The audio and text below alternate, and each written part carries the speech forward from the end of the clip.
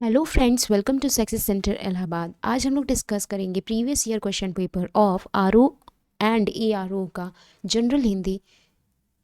ठीक है। तो इसमें आप लोगों का 60 क्वेश्चन आएंगे, 60 नंबर का, और टाइमिंग रहेगा 1 घंटे का। ठीक है। तो पहला क्वेश्चन देखते हैं क्या दिया हुआ है। तो दिया है परिवा का तत्सम रूप क्या है। तो परिवा का तत्सम तत्सम पूछा गया है।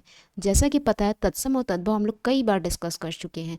तो आपको तत्सम और तद्भव बहुत अच्छे से पढ़ लेना है। तो देखते हैं यहाँ पे कौन सा ऑप्शन सही होगा। तो यहाँ पे ऑप्शन नंबर 3 इज राइट, प्रतिपदा। ठीक है। प्रतिपदा इसका क्या है, तत्सम है। ठीक है। तो अब देखते हैं ये प्रतिपदा का मतलब क्या होता है। जो हिंदू पंचांग होता है, ठीक है, उसकी पहली तिथि को प्रतिपदा कहा जाता है। और अदर भी ऑप्शंस देख लेते हैं। जैसे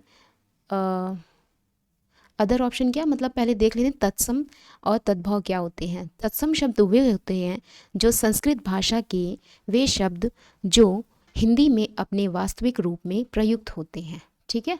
जैसे दूध का दुग्ध, ठीक, हस्त का हाथ, कुब्ज का कुबड़ा। और तद्भव शब्द वे शब्द होते हैं जो संस्कृत और प्राकृतिक से विकृत होकर हिंदी में आए हैं। उसे क्या बोलते हैं, तद्भव शब्द बोलते हैं। जैसे कवि, माता, नदी इत्यादि। ठीक है। चलिए अब नेक्स्ट क्वेश्चन देखते हैं। क्वेश्चन नंबर 2 यहाँ पे ये दिया है, निम्नलिखित में से तद्भव तत्सम शब्दों का संगत युग्म है। तो यहाँ पे फिर से वही चीज़ पूछ लिया गया है। तो क्या हो जाएगा, कौन सा सही होगा। पहला वाला ऑप्शन दिया है खरपट का खोपड़ी, सक्तु का सत्य, पर्यक पलंग, घोटक का घड़ा। ठीक है। तो इसमें जो सही है तत्सम तद्भव का युग पेयर, उसको ही सही करना है। ठीक है। तो इसमें से कौन सा होगा, ऑप्शन नंबर 3 इज राइट, पर्यक का पलंग। ठीक है। तो अदर ऑप्शंस देख लेते हैं। अदर ऑप्शन जैसे यहाँ पे क्या था, खरपर का होगा खोपड़ी। ठीक है, खरपट नहीं होगा, खरपर का होगा खोपड़ी। और सत्तू का होगा सत्तू। ठीक है। और घोटक का होगा घोड़ा। घोटक का घड़ा नहीं होगा, घोटक का होगा घड़ा। ठीक। कुछ एडिशनल इन्फॉर्मेशन क्या होगा, एडिशनल इन्फॉर्मेशन यहाँ पे ये दिया है कि वही चीज़, ऐसे शब्द जो संस्कृत से ज्यों के त्यों लिए गए हैं, उसे, ये आसान भाषा में है। तत्सम ऐसे समझिए, जो शब्द संस्कृत से ज्यों का त्यों लिया गया है उसे क्या बोलते हैं, उसे तत्सम बोलते हैं। ठीक है। जैसे कूप हो गया, ऊष्ण हो गया, पंचंग हो गया। ठीक है। और अर्ध तत्सम क्या होते हैं, अर्ध तत्सम ऐसे शब्द होते हैं जो संस्कृत से थोड़ा परिवर्तन होके हिंदी में आए हैं। ठीक है। जैसे कार्य से कारज, धैर्य से धीरज। ठीक है। तो अब चलिए नेक्स्ट देखते हैं।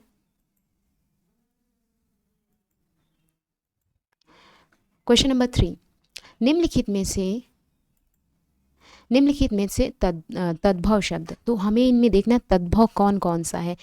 आशु, एकत्र, वानर, उच्च। तो इसमें कौन सा हो जाएगा, ऑप्शन नंबर 1 इज राइट, आशु। ठीक है। आशु का क्या होगा, तत्सम रूप क्या हो जाएगा, अश्रु। ठीक है। तो यहाँ पे देखिए तत्सम हो गया और इधर क्या हो गया, तद्भव। तत्सम एकत्र, एकत्र का क्या होगा, इकट्ठा। वानर का बंदर, उच्च का ऊंचा। ठीक है। चलिए नेक्स्ट देखते हैं। फिर से यहाँ पे तद्भव पूछा गया है, कपित्य का क्या होगा, तद्भव। तो क्या हो जाएगा, ये ऑप्शन नंबर 2 इज राइट, कैथा। ठीक है। तो कैथा क्या है, एकदम सही विकल्प है। तो कैथा एक कठोर वृक्ष होता है। ठीक है। कपित्थ का क्या है, तद्भव रूप कैथा होता है। ठीक। कुछ एडिशनल इंफॉर्मेशन देख लेते हैं। जैसे कपूर का तत्सम कर्पूर। ठीक। केला का कदली, खजूर का खरजूर। ठीक है। चलिए नेक्स्ट देखते हैं।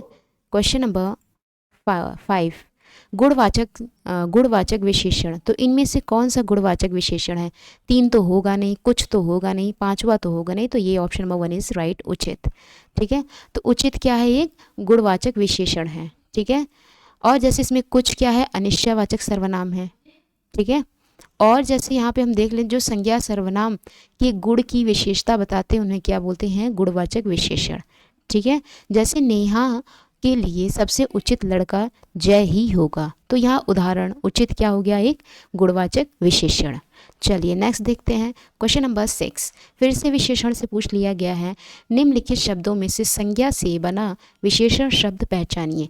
तो संज्ञा से जो बना विशेषण शब्द क्या होगा? तो यहाँ पे कौन सा ऑप्शन?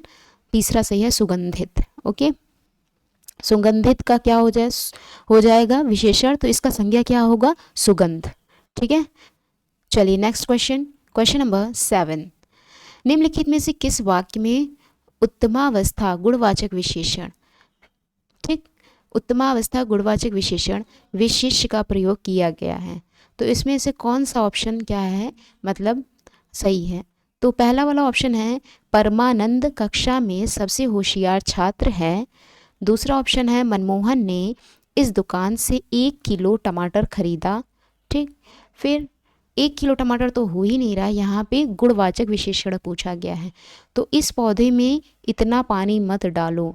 विजय पहलवान एक दिन में 4 लीटर, तो यहाँ पे 4 लीटर की बात की, तो ये चौथा भी नहीं होगा, तो यहाँ पे ऑप्शन नंबर 1 इज़ राइट। तो यहाँ पे होशियार बच्चा है। ठीक है, तो यहाँ पे क्या हो जाएगा? सबसे होशियार छात्र है, तो यहाँ पे पहला ऑप्शन जो है सही है। ठीक है, तो हम सबसे पहले जान लेते हैं उत्तमावस्था क्या होता है। जब 2 या 2 से अधिक व्यक्तियों या वस्तुओं के बीच तुलना की जाती है, ठीक है, उनमें एक को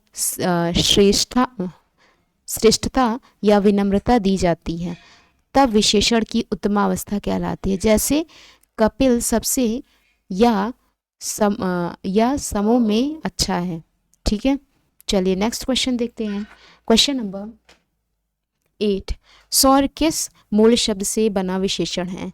तो सौर यहाँ फिर से विशेषण से पूछ लिया गया। विशेषण, सर्वनाम, ये सब आप लोग बहुत अच्छे से पढ़ लीजिए, क्योंकि इनमें से बहुत सारे क्वेश्चन पूछे जा रहे हैं ग्रामर में। तो यहाँ पे सौर का पूछा गया है, मूल शब्द से बना विशेषण क्या हो जाएगा? यहाँ पे ऑप्शन नंबर कौन सा होगा? ऑप्शन नंबर 2 इज़ राइट, सूर्य। ठीक है, सूर्य शब्द के साथ मिलकर ही एक सौर शब्द का निर्माण हुआ है। ठीक है, और जैसे देख लेते हैं, विशेषण तो वैसे सभी को पता है, जो शब्द संज्ञा या सर्वनाम की विशेषता बताती हैं। विशेषण के 6 प्रकार होते हैं। कौन कौन से होते हैं? गुणवाचक विशेषण, ठीक है, संख्यावाचक विशेषण, परिणामवाचक विशेषण, संकेतवाचक या फिर सार्वनामिक विशेषण, व्यक्तिवाचक विशेषण और संबंधवाचक विशेषण। ठीक है, अच्छा थोड़ा थोड़ा हम जान लेते हैं इन सब के बारे में। जैसे यहाँ पे दिया है गुणवाचक विशेषण। ठीक है, गुणवाचक विशेषण किसकी बात की जाती है? वे विशेषण शब्द जो संज्ञा या सर्वनाम शब्द के गुण, ठीक है, गुण बताए, दोष बताए और रूप, रंग, स्वाद, आकार की क्या बताएं? विशेषता प्रकट करती है। ठीक है, तो उसे क्या बोलते हैं? गुणवाचक विशेषण। जैसे वह अच्छा आदमी है, ठीक है, तो अच्छा यहाँ पे क्या हो जाएगा? गुणवाचक। उसका चेहरा गोल है, तो उसका चेहरा कैसा है? गोल है। भूखे पेट भजन नहीं होता, तो यहाँ पे किसकी बात की जा रही है? भूखे पेट की बात की जा रही है। ठीक है, अब चलिए नेक्स्ट है संख्यावाचक विशेषण। संख्यावाचक विशेषण तो सभी को पता है, जहाँ पे संख्याओं की बोध की कराते हैं। ठीक है, जैसे 5 घोड़े दौड़ते हैं, तो 5 क्या हो गया? संख्यावाचक। 7 विद्यार्थी पढ़ते हैं, या फिर 10, 9, 8, जहाँ गिनती हो, ठीक है, जहाँ संख्याओं का बोध हो, वहाँ पे संख्यावाचक। परिमाणवाचक विशेषण वे होते हैं जहाँ किसी भी वस्तु का क्या हो? नाप तौल से संबंधित हो। ठीक है, क्या हो? नाप तौल से संबंधित है।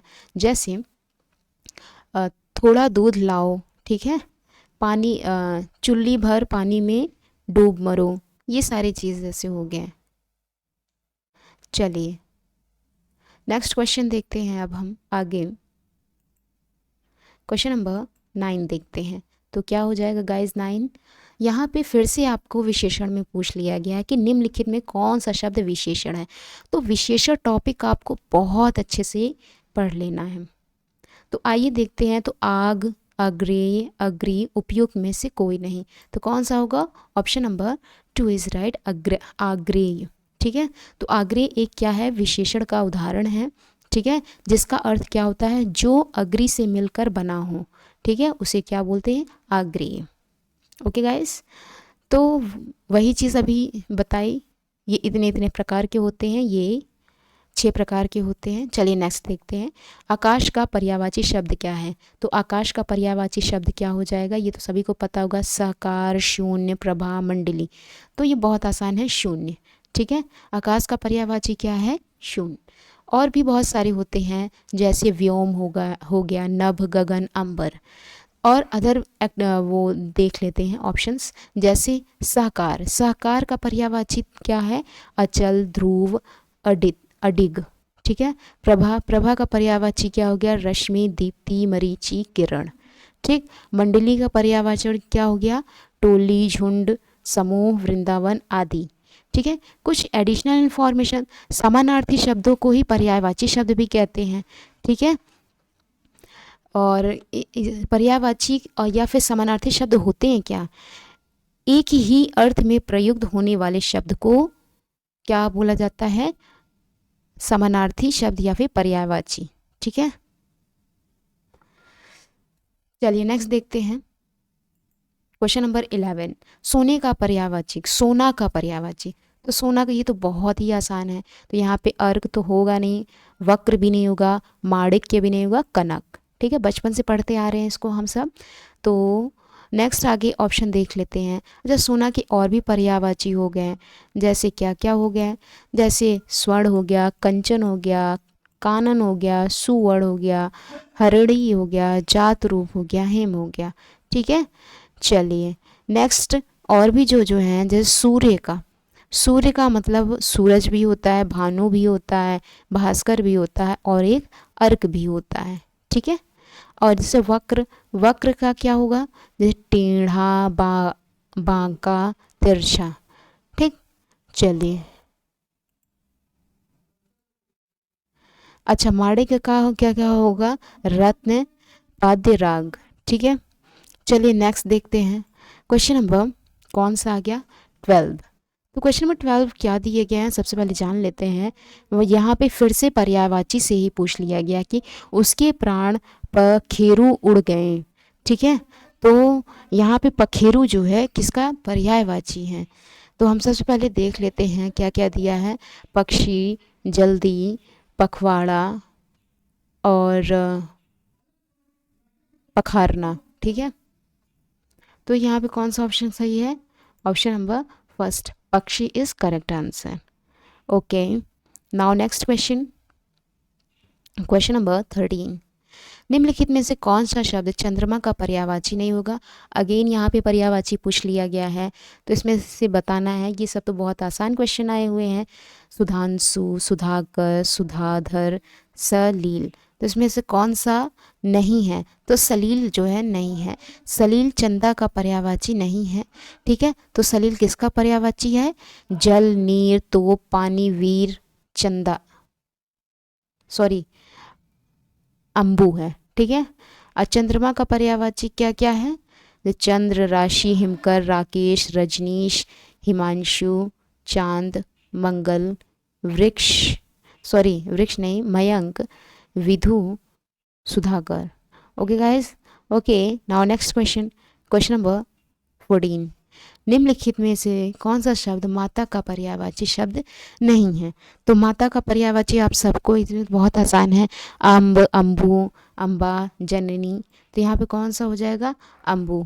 ठीक है, चलिए